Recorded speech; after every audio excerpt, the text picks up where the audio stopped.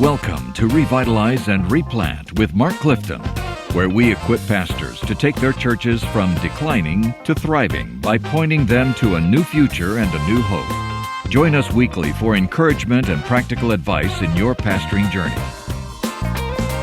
Welcome back to Revitalize and Replant with Mark Clifton. You may have noticed a little shift in the way that we have been doing things recently. We used to do two podcasts a week. Now we've gone to one podcast a week because we didn't have anything else to say. Well, actually, it was requested that we go to one a week by our listeners. Really, by our fan. I know, and if we really listened to them, we wouldn't be doing them at all. So anyway, Revitalize and Replant with Mark Clifton. That's Mark Clifton. I'm Dan Hurst, and this is a special edition, actually. That we do these every once in a while. We have a special guest on, and Mark gets to talk to him and visit with him and get some ideas and hopefully some things that will be a blessing to you. So let me introduce our guest for today. He's been the senior pastor of Church at the Mill for the past 20 years, about 20 years. The central campus of the church is just south of Spartanburg, which is the gateway to Greenville. That's the way I like to think of it since I went to Furman. And there's campuses in two other locations, in addition to an Hispanic and an Asian ministry, which I find fascinating. He's an Alabama boy, a preacher's kid, got his BS from Auburn University, where he played football. And that, when he played, actually set the standard for collegiate football. A lot of people don't know that. He got his MDiv from New Orleans and then his doctorate from Southeastern Seminary. He's been married to his wife, Laurel, for about 20 years, which, by the way, means they got married about the time he started pastoring Church at the Mill. So that should be an interesting story. They have 6 children. He's the founder of Living Worthy Ministries. Mark, please welcome to the podcast, Dr. DJ Horton. Hey, man, we are so delighted you are here with us today, and you could take time out to join us and our listeners, who I know would be really interested in your ministry, your life, but particularly your recent role as the president of the Southern Baptist Pastors Conference, right? Yeah, well, thanks for having me, Mark. Dan, I'm honored to be with you. I appreciate the opportunity to be here. And it has been an interesting journey. Laurel and I, when we moved here 21 years ago now, we never thought that we would be in a situation where we would be in one church for the last 21 years. But here we are, and grateful for that opportunity, grateful for the privilege to pastor, and then to be the president of the Pastors Conference. That just a few years ago was not in the realm of possibility for me. So grateful for the opportunity. Well, let's talk a little bit about your church. Being there 20 years, that's really significant, and it's a great thing. We talk all the time in our revitalization work that, man, you got to preach, pray, love, and stay. And staying is such an important part of it. But y'all, talk to us real quick about when you got married and how you ended up at the church and your family, and just give us some of that background. I know our guys would love to hear that story, Pastor. Yeah, so proud son of a bivocational pastor, raised in central Alabama, just south of Birmingham, about 45 minutes, a little town called Montevallo. Dad was a high school teacher and a coach, and pastored in a rural county south of Shelby County, which is Bibb County, Alabama. So grew up in churches of 40, 50, 60 people, had no connections to medium-sized, large church, and certainly not the mega church world, but, knew of some of those churches. Was always in Southern Baptist churches, kind of a poster child for that. Did the RAs, all the way up through every opportunity that Southern Baptist offered young men. I was involved in from a small church context. And the trajectory of my life was coaching. I was a decent high school player, was not a great, highly recruited player. In fact, more of a Division II level player. And if you ever saw me, you'd know why. I kind of topped out at about 5'9". And I joke with people that my height and my 40 time were about the same. But in all honesty, I played small college ball for a year and then transferred to Auburn with the intention of getting my foot in the door for a coaching career. At the same time, I was growing spiritually. I'd come to know the Lord as an 8-year-old, and always enjoyed being around the people of faith, loved the church. My dad was a unifier, never pastored a church that grew exponentially, but always pastored sweet fellowships, godly men and women. And so what was not characterized by great rebellion against the Lord, but certainly was not in an environment where I was surrounded by a lot of people who challenged me from my own generation until I got to Auburn. Got involved in a great Southern Baptist church in Auburn.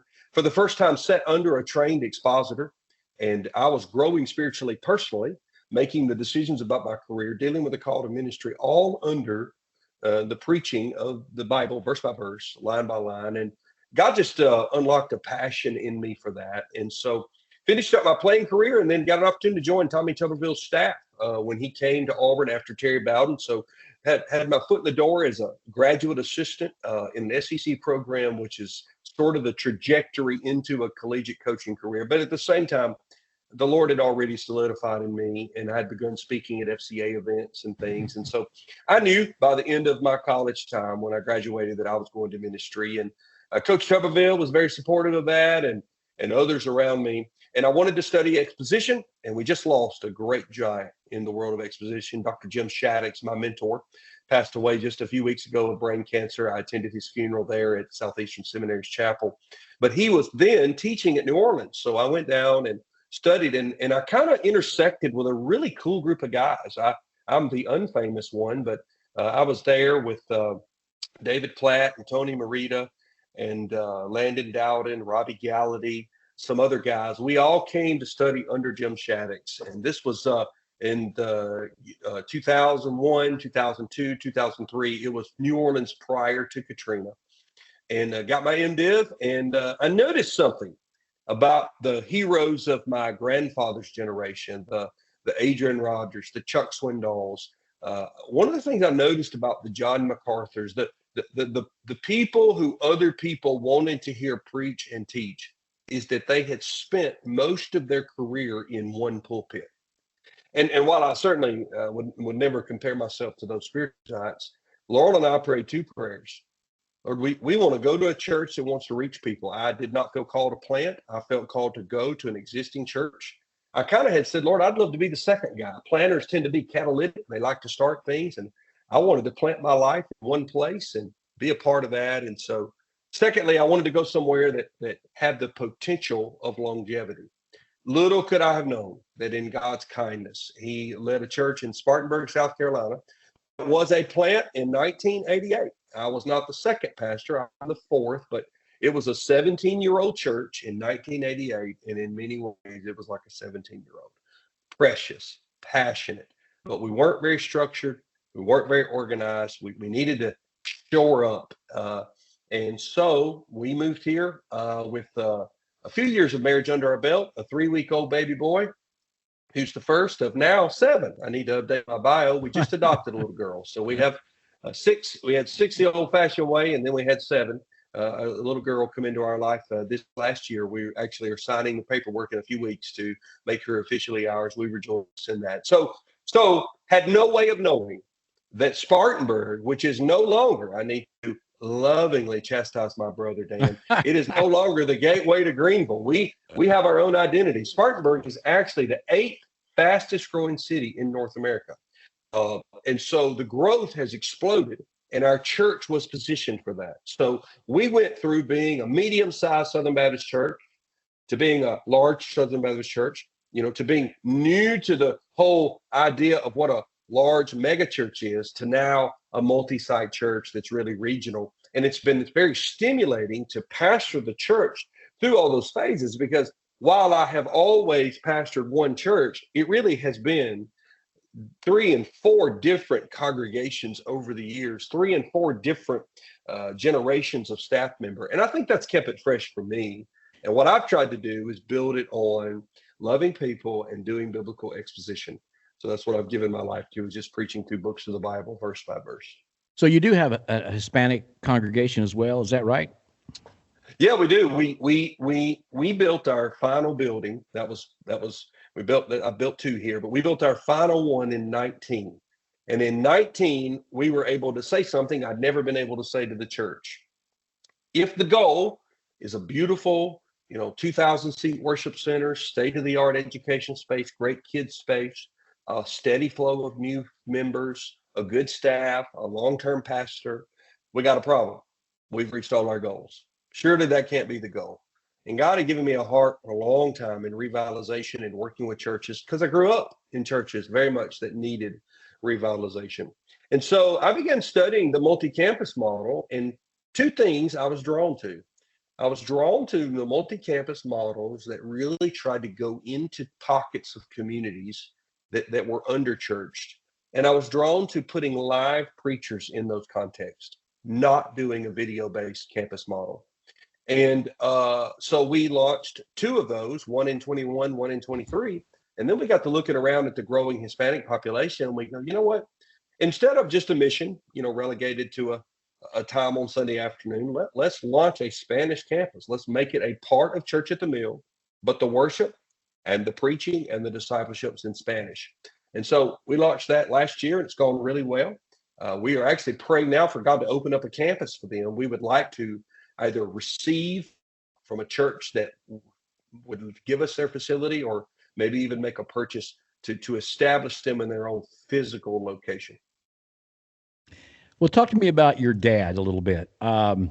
We listen. We probably have maybe one mega pastor who listens to this podcast. And that's because he can't find anything else to listen to. Our audience is the 43,000 churches that average less than 200. In fact, 52% of Southern Baptist churches average less than 50. And that 52% last 2 years ago gave 1/3 of the Annie Armstrong Easter offering. It is a huge, powerful block of pastors of churches of less than 50. When we say less than 50, we're talking maybe 20, 25, 30.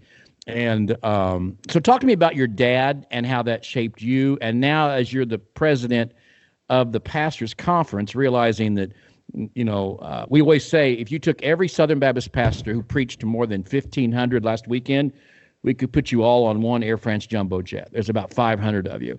If you took every Southern Baptist pastor who preached to less than 150, you'd fill every seat in Kansas City Royal Stadium. There's about 40,000 of you. So when you say the Pastors Conference, it is a conference of churches of less than 200. So talk to us about your passion for that and your father and those kinds of things. Well, thank you. I appreciate you saying that. The thing is that I didn't grow up in a world where I was in and around a large church that cared about small churches. I was in a small church. Mm-hmm. I rode the centrifuge by myself. I was the youth group, and so I know that world, and that's the world my father was raised in, and that's the world that he pastored. I came to know Christ in those environments, and I saw many people come to know the Lord.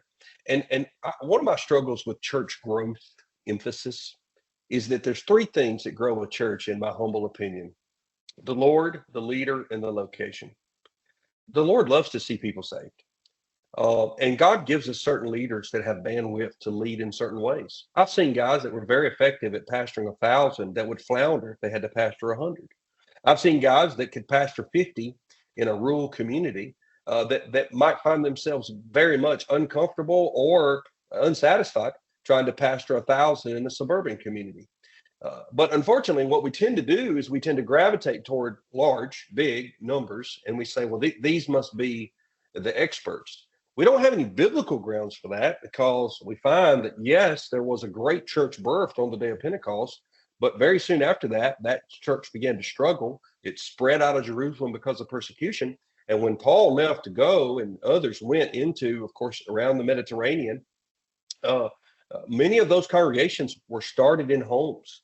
And it was a couple of centuries before we start seeing established large local bodies of believers. And so the thing about loving small churches or normative sized churches, whatever term people want to use, and caring about bivocational pastors is that I don't think it's just a thing of the past. It's in the present. And I actually think it's going to be a thing of the future. This may sound a bit controversial. I'm not trying to be innovative or controversial. I think the days of the American megachurch are numbered. I don't know that the future of evangelicals in and outside the SBC life is to put our hope in churches of 2,000 or more on the weekend. And I'm in those circles now. I was new to those circles. I didn't know. We did not know when I came to Church at the Mill which used to be called Anderson Mill Road Baptist Church, but we couldn't afford a billboard to put that big name, so we gravitated toward Church at the Mill. I didn't know that this was going to happen, and I'm thankful that it did. I'm not apologizing for it. I'm grateful for it. But at the end of the day, when we start thinking about planting churches in post-Christian secular environments, especially outside the Bible Belt, the number one challenge that planter thinks about if he's a husband and a father is, how do I pay for my family? That's the number one challenge he thinks about. And a guy who's co-vocational or bivocational has some skill sets to be able to say, yes, I'd love for the church to be able to supplement my income and to support me so that I can minister. But in the initial work, or if the size of the community dictates that we're going to be a strong and healthy congregation of 40 or 45 or 50 people, I have the ability and the bandwidth to be a tent maker and to come alongside those believers. And so what I found is that what they really want is the same thing anybody wants, just authentic friendship, relationship. When I did my doctorate at Southeastern, one of the things they said was, make sure you write on something you're passionate about. And my heart was drawn toward bivocational pastors. And so I took a group of bivocational pastors who had no theological training and helped them learn to be more effective expositors. And what was so much fun is that in the context of just building a relationship and a friendship, I positioned myself this way. I'm not an expert. I'm not better than you. I just have some education. So I learned some stuff I'd like to teach you if you'd like to learn it. And the minute they realized I just cared about them, it was amazing to watch their preaching grow. And so I think that a guy in a context where he might be considered a large church pastor or a mega church pastor, he better make room in his life to love on those guys. And he better realize it's not a one-way street. He's not the authority or the expert simply because he has a larger building. That shepherds are called to shepherd. There's some people in the communities I grew up in. They were not driving to Birmingham where the mega churches were. They're not going to drive 45 minutes. They need a body of believers and a faithful pulpit in their community. And to flip that, and I'll pause, but to flip that, when I think about the campus model that we're trying to engage, I have found incredible traction in being a mega church that's trying to give our people back to the communities they're driving from and not draw them away from those communities to a large church with a lot of resources that can do church at a really high level. And when our people get that, what they realize is they might be willing to drive 25 minutes because our student ministry is incredible. Our worship's done with a spirit of excellence. The preaching, we hope, clear. We have a wonderful facility. We have a great calendar, a great communication. But their lost neighbor is not going to drive 25 minutes. But he would drive 3 minutes around the corner if they were worshiping there. And so I do not think our posture should be, how do we help the small churches? I think the posture should be, how do we reproduce them? Because the generation behind me is wanting interpersonal authenticity relationships. And that is the one thing that we struggle the most with as our churches grow. And I'm not bashing mega churches, but I think the future's bright for congregations that are smaller in number, nimble, flexible, as long as they're mission-minded. What about this summer at Dallas? Tell us real quickly, we got a few minutes left, about the Pastors Conference and what you plan to do there. Well, one of the things we're going to do is honor bivocational pastors. And that's usually gets a great applause, but they're never in the room. And so we've made an all call to the state conventions to each sponsor a bivocational pastor and his wife to be there in the room where we pray for them. We got some giveaways to encourage them.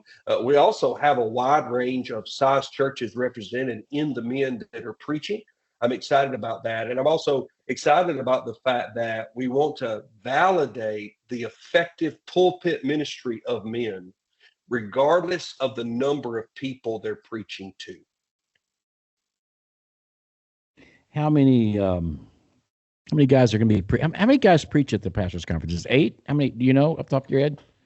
Actually, that's a great question. There is no bylaw. There is no requirement. A couple of years ago, 2 years ago, Daniel Dickert, a dear friend of mine, was president, and he did some pastor talks along with some sermons. So man, he had upwards of 16, 18 guys.